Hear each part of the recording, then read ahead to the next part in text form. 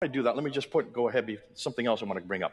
Because this was causing a huge wave and a lot of problems there at Speaker's Corner, a lot of the Christians were getting quite upset, especially the Anglican Church. And I was not Anglican, and I was an American there in Britain. What is this American doing causing all these problems there in Britain? And so Colin Chapman, you can see him over on the right.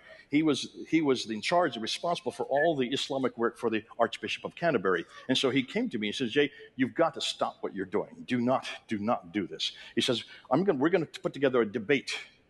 And it's going to be an internal debate. It's going to be between you and Dr. David Marshall, who you see pictured there with the glasses. Dr. David Marshall has a doctorate from Oxford University on the Quran, so he's an academic himself. And we're going to bring in scholars. All of them are Christians, so this is what we call an in-house debate. And it's between you and Dr. Marshall, and it's going to be on basically two subjects. Should we use historical criticism, and should we use polemics in our engagement with Muslims? Now, you know where I stood on both those issues. I said yes to both those issues. He said no to both those issues. We should not use historical criticism, and we should not use polemics. So if you're defending the faith, you better know everything you can about the Bible and Jesus. Those are the two things you need to know. If you're going on the offense, especially against Islam, you better know the Quran, you better know Muhammad. But how many of you have studied the Quran or studied Muhammad?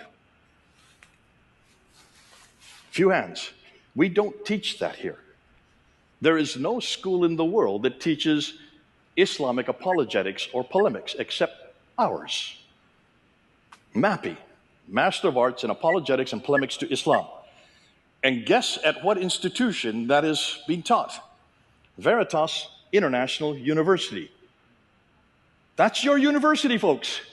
It's a Calvary Chapel seminary. Did you not know that? Veritas International University is your seminary in Albuquerque, New Mexico, the only place on earth where you can learn Islamic apologetics and polemics, and I direct it, and I have 5 of us. All of us have doctorates. Every one of us have had either 20 years or more experience engaging with Muslims both apologetically and polemically. Now do you know what apologetics and polemics is? Office is defense, polemics is offense. It's as simple as that. 2 different sets of skills. And in many discussions, you have to use both simultaneously.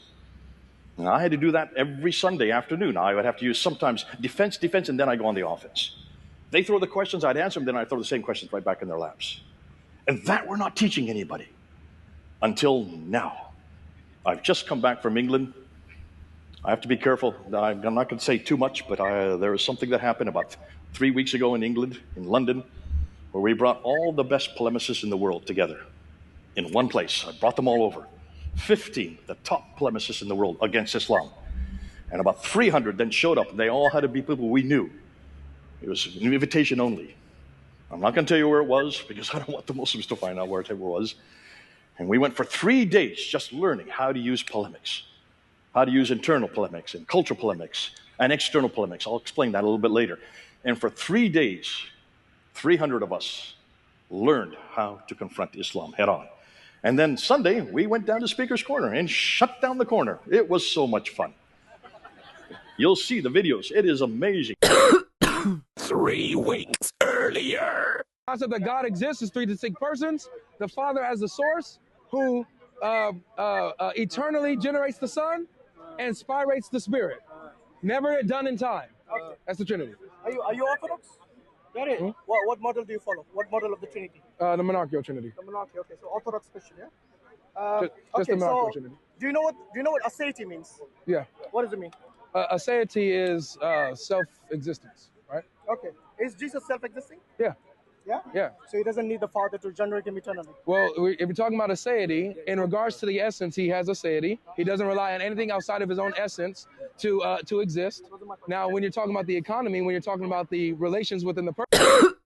And I had my ladder, and I had another ladder next to me, and I had 50 different people get up on the ladder, the first time for most of them, and they used the best polemics they could come across, and the Muslims had no idea how to shut us down. And then we went up to a restaurant afterwards, and 150 of us had dinner together, and I looked at all these guys and gals, and they're all in their 20s and 30s, folks. They're young. Every one of them is more eloquent than me, quicker than me, smarter than me. Boy, we're going to let them off and unleash them on the Muslim world. You got to realize we are going to take Islam down. That just happened 3 weeks ago. We're going to do it again next year and the year after that. We're raising up a whole new generation of young men and women who are quick, and they are bright, and they are fearless. There's no fear in any of them. Oh, I love that. It is so nice. So anyways, back to the story. We had this debate, 2 hours, and there was 50 academics who were there, all Christians. And after 2 hours, I was arguing, yes, we should use polemics. Yes, we should use historical criticism. He was saying, no. After 2 hours, we finished the debate, and then they had a show of hands. And they wanted to know how many were with Dr. David Marshall and how many came with me. 25 went with him, 25 went with me. Who do you think went with him, the academics or the missionaries? Okay, I'm getting both. You're right. For those who were correct, you're right. It was the academics who went with him and the missionaries who went with me. I couldn't understand that. I thought, for heaven's sakes, the academics would go with me, because this is all academic material. It's all historical. Where else do you learn that but in academia? But they all went with him, and I didn't understand it until Dr. Peter Riddell then explained to me. On the way home, he was in my car with me, and he said, Dave, let me explain something to you. I'm an academic. In fact, he was the professor for my doctorate. He was the one that helped me get my doctorate at Melbourne School of Theology. He's Australian, and he's an academic there. And he said, we academics, we understand what you're doing. We understand why you're doing it, but we can't do this. Because in our institution, there are many Muslims who are on staff with us. We can't use polemics, and certainly not historical criticism, not in our academic institutions. We'd lose our chairs. We would be thrown out. We'd lose our tenure.